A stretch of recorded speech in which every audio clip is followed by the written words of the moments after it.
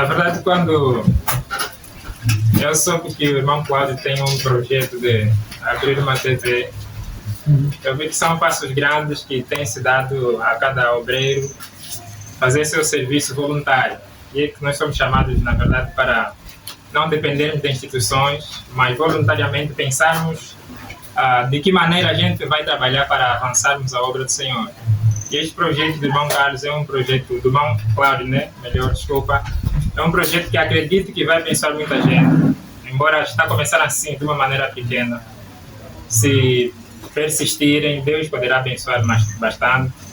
E veremos que Angola um dia vai ganhar um canal televisivo, onde todos nós estaremos lá para começarmos a criar debates em prol do avanço da verdade.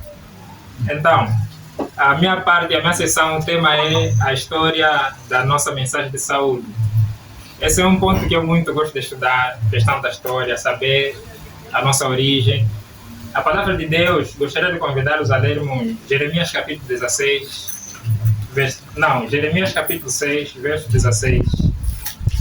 Aí diz que, num momento muito crítico do povo de Israel, Deus chamou Jeremias, seu servo, e Jeremias tinha que advertir o povo de Israel que eles voltassem no caminho para poderem saber quais são a verdade que Deus queria que eles vivessem.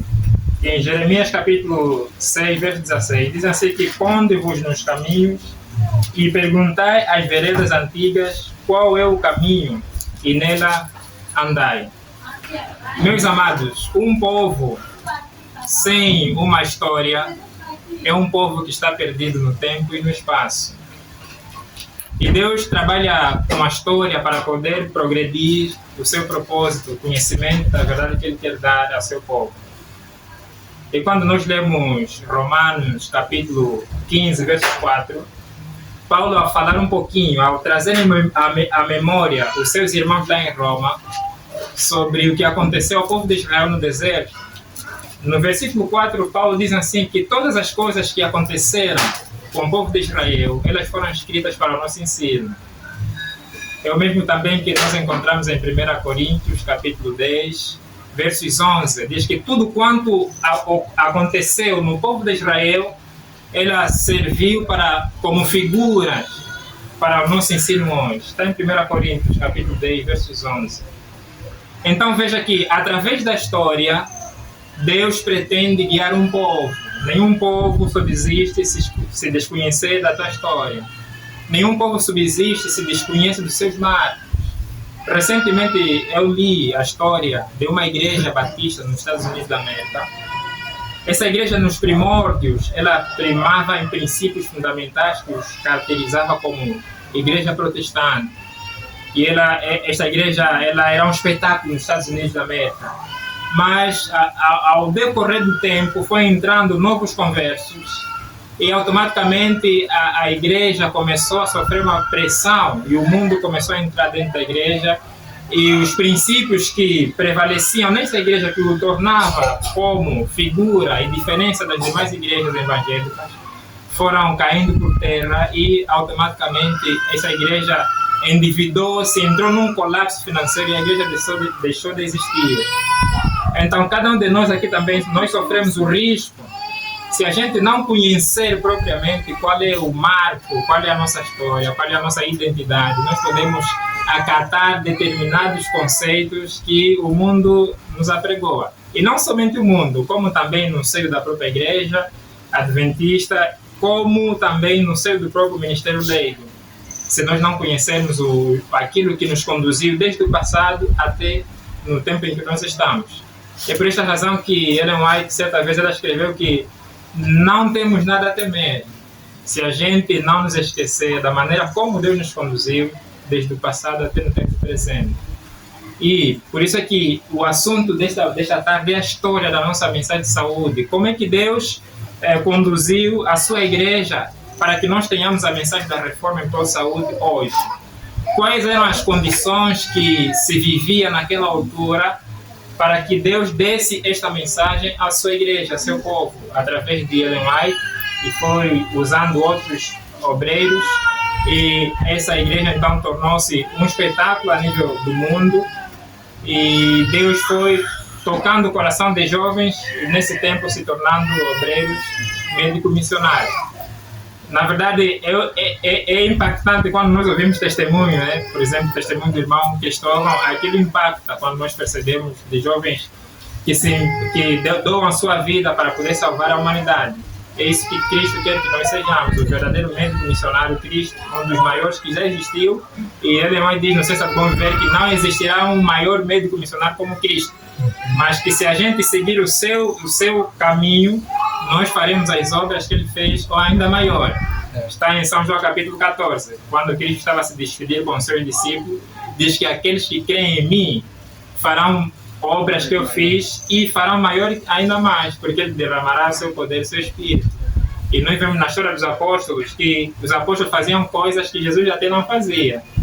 Por exemplo, é a questão de Paulo, quando a Bíblia lá em Atos diz que as pessoas levavam os doentes a Paulo para que pelo menos a sombra de Paulo se projetasse aos enfermos e os enfermos ficariam sãos. Então isso é algo que nós não vimos na vida de Cristo. Não que Cristo não poderia fazer, mas Cristo deu esse privilégio aos seus discípulos. Então Cristo também ele pode nos conceder privilégios quando nós entregamos nosso coração. Quando nós permitimos com que o Espírito Santo trabalhe em nosso coração, a reforma tem que começar no nosso coração para que os frutos sejam manifestos no exterior. Portanto, nós queríamos começar a falar da nossa história da mensagem de saúde, começando primeiramente no século XIX. No século XIX, prezados irmãos, era um ambiente em que as pessoas viviam de extrema ignorância do ponto de vista dos avanços científicos, do ponto de vista do conhecimento dos tratamentos que visavam a cuidar da saúde do ser humano. Só para termos uma ideia, o desconhecimento que as pessoas tinham, os médicos tinham no passado, fazia com que muitos pacientes morriam no momento do tratamento.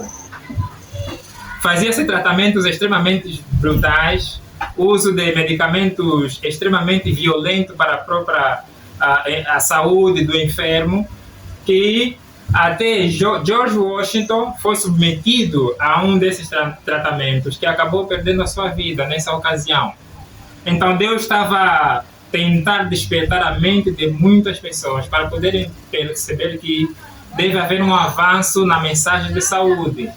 Naquela altura, considerava-se que o banhar era um agente antinatural, que as pessoas que tomavam banho, eles poderiam acarretar uma determinada doença. É por isso que você veja que quando nós lemos o Espírito da Profecia, Ellen White bate muito com esse assunto da higiene. Por quê? Porque na altura os médicos ensinavam que não poderiam banhar. Veja que uma criança ou as pessoas eram ensinadas que elas deveriam permanecer com um determinado vestimento de uma etapa para outra, para poderem se prevenir contra febres e outras doenças. E naquela altura as doenças eram muito prevalentes do que hoje. Tuberculose, malária, muitas infecções, muitas doenças que afetavam o povo naquela altura. E os adventistas, quando estavam a surgir, eles não estavam isentos a isso. Se nós termos em mente que muitos pioneiros morreram sob essas condições. A dieta alimentar, naquela altura, no século XIX, ela não estava avançada quanto a nossa hoje.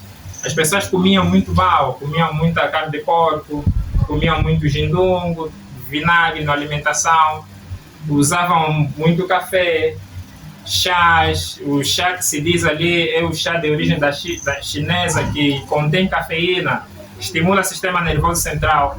Então, nessa fase aqui, havia um desconhecimento grande sobre os princípios de saúde, os princípios básicos, que ajudam a pessoa a se manter firme. Portanto, nessa fase, irmãos, Deus começou a impressionar o coração de pessoas comuns.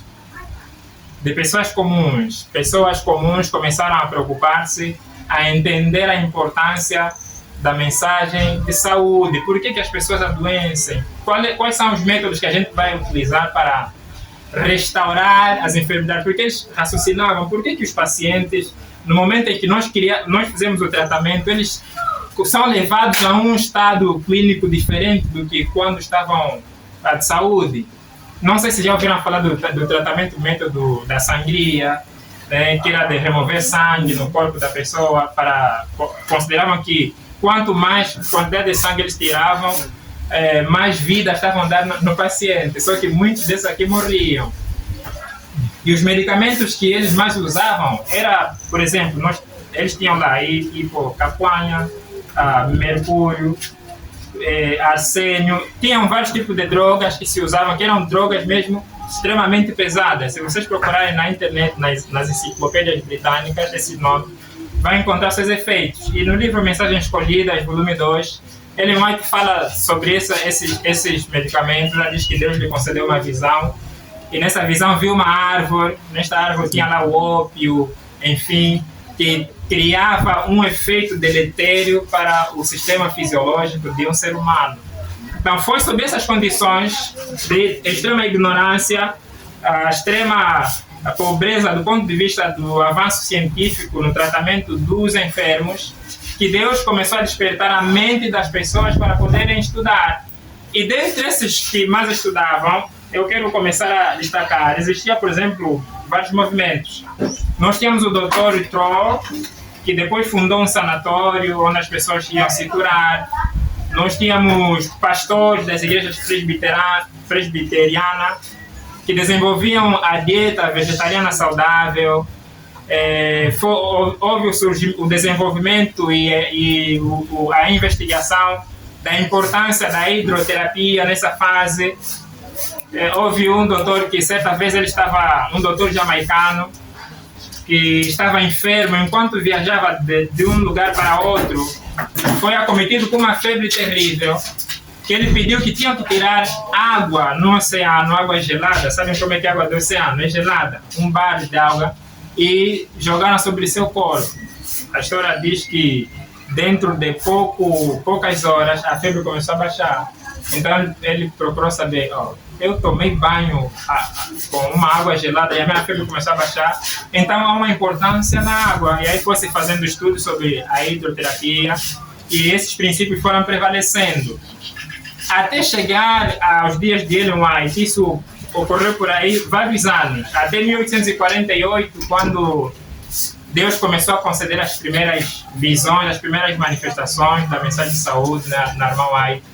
O primeiro elemento que Deus concedeu era de que o povo tinha que começar a abandonar alguns hábitos nocivos. Dentre eles era o uso do café, o uso do chá. Isto foi em 1848. Deus começou a mostrar que não, vocês devem abandonar essas bebidas, porque elas contêm substâncias que são nocivas, que sobrecarregam o nosso organismo e ainda mais têm efeitos inibidores.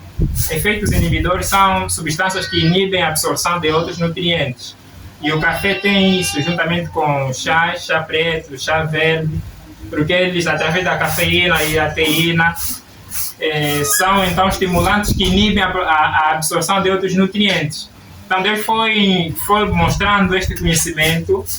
Em 1858, nessa etapa aí, Ellen White começa a demonstrar concernente ao consumo da carne de porco.